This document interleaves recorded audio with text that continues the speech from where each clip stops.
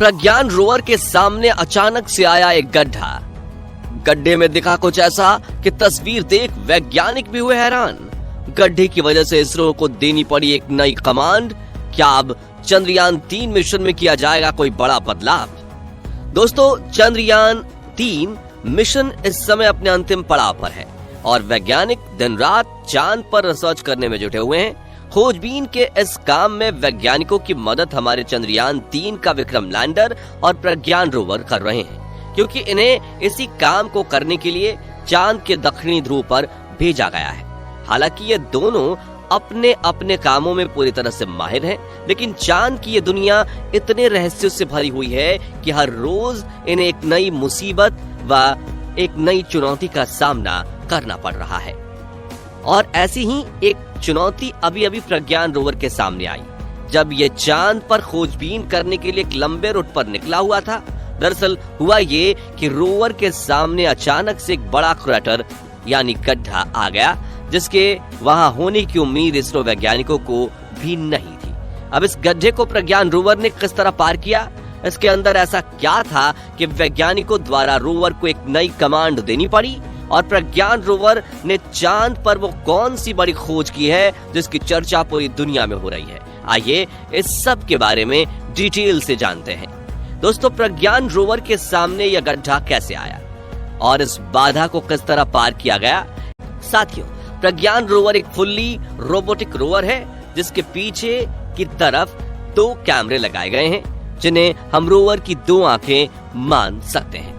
आपको बता दें कि इन्हीं 2 आंखों की बदौलत ये अपने सामने के एक बड़े गड्ढे को डिटेक्ट कर पाया। लेकिन उसके बाद क्या हुआ, उसके बारे में डिटेल में हम आगे समझेंगे। पहले हम प्रज्ञान रोवर में लगे रिसर्च इंस्ट्रूमेंट्स यानी कि इसके पेलोड के बारे में आपको बताते हैं। तो इसरो वैज्ञानिकों ने प्रज्ञान रोवर को 2 साइंटिफिक इंस्ट्रूमेंट से लैश करके भेजा है, जिनके नाम अल्फा पार्टिकल एक्सरे स्पेक्ट्रोमीटर यानी एपी एक्सिस और लेजर इंड्यूस्ड ब्रेकडाउन स्पेक्ट्रोस्कोप यानी LIBS है।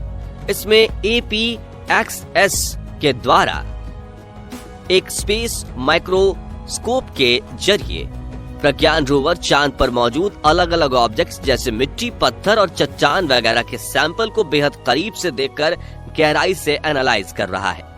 जबकि LIBS, जैसा कि इसके नाम से ही समझ आता है, ये एक लेजर टूल है और यही वो उपकरण है जिसकी मदद से प्रज्ञान रोवर ने चांद पर एक नए तत्व की खोज की है। जी हाँ दोस्तों, चंद्रयान-3 मिशन में चांद पर एक नए तत्व की खोज कर ली गई है, जिसका नाम सल्फर है। पर लीब्स नाम का ये टूल काम कैसे करता है और इसने ये खोज किस तरह से की है, चलिए इसके बारे में थोड़ा डिटेल में समझते हैं। असल में लिब्स एक ऐसा उपकरण है जो ऑब्जेक्ट पर बहुत ज्यादा पावर वाली लेजर फायर करता है। इस लेजर की वजह से वो ऑब्जेक्ट गर्म होकर चमकने लगता है और उसकी चमक से फिर ये अंदाजा लगाया जाता है कि उसमें कौन कौन से एलिमेंट्स शामिल हैं। इसी तरह लिब्स की मदद से जब चांद पर मौजूद एक पत्थर के ऊपर ये लेजर फायर किया गया तो पता चला कि इसमें सल्फर तत्व मौजूद है। और सिर्फ सल्फर ही नहीं, बल्कि लिब्स की हेल्प से चांद पर एल्यूमिनियम, कैल्शियम और आयरन जैसे कई सारे तत्वों की खोज कर ली गई है और फिलहाल ये उपकरण यहाँ हाइड्रोजन ढूंढने का काम कर रहा है। अब आप सोच रहे होंगे कि एक 26 किलो वजन वाला रोवर, उसमें लगे इतने सारे साइंटिफिक इंस्ट्रूमेंट, भला 50 वाट बिजली से कैसे चल सकता है?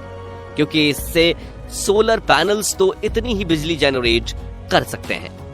असल में दोस्तों, प्रज्ञान रोवर केवल पृथ्वी पर ही 26 किलो का है, जबकि चांद पर इसका वजन सिर्फ 4.5 किलो के करीब रह जाता है और इतने हल्के वजन वाले रोवर के लिए 50 वाट बिजली काफी है।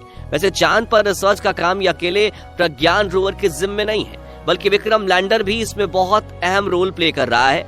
अब विक्रम लैंडर की बात करें तो प्रज्ञान रोवर की तुलना में ये काफी ज्यादा बड़ा और भारी है और इसका आकार यानी कि लंबाई, चौड़ाई और ऊंचाई 2x2x116.6 सेंटीमीटर है।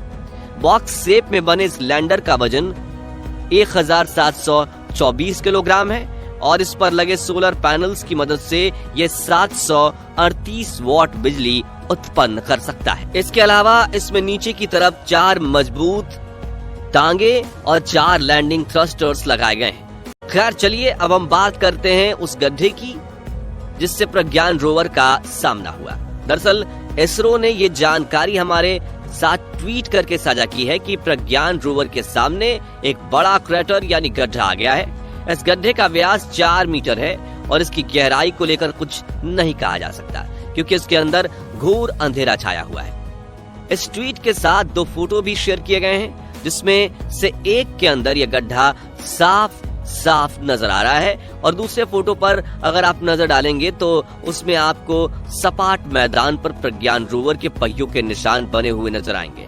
इसका मतलब ये है कि वैज्ञानिकों ने समय रहते ही कमांड देकर प्रज्ञान रोवर का रूट चेंज कर दिया और अब वो इस गड्ढे को पीछे छोड़कर एक नए रास्ते पर आगे बढ़ चुका है। आपको बता दें कि इस गड्ढे के बीच में आने से चंद्रयान 3 मिशन के उद्देश्य पर कोई भी फर्क नहीं पड़ेगा क्योंकि वैज्ञानिकों का काम चांद के इस हिस्से को जितना ज्यादा हो सके एक्सप्लोर करना है, फिर ये चाहे किसी भी दिशा में क्यों ना।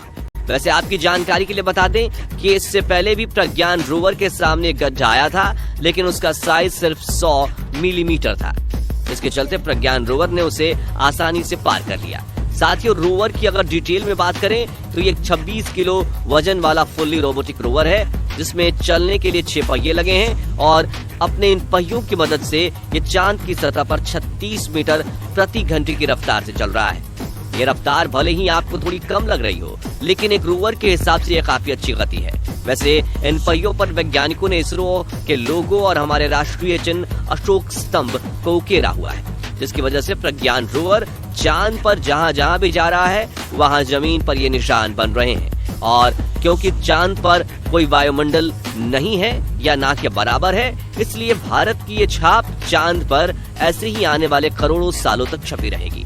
प्रज्ञान रोवर के आकार की बात करें तो इसकी लंबाई 91.7 सेंटीमीटर, चौड़ाई 75 सेंटीमीटर और ऊंचाई 39.7 सेंटीमीटर है।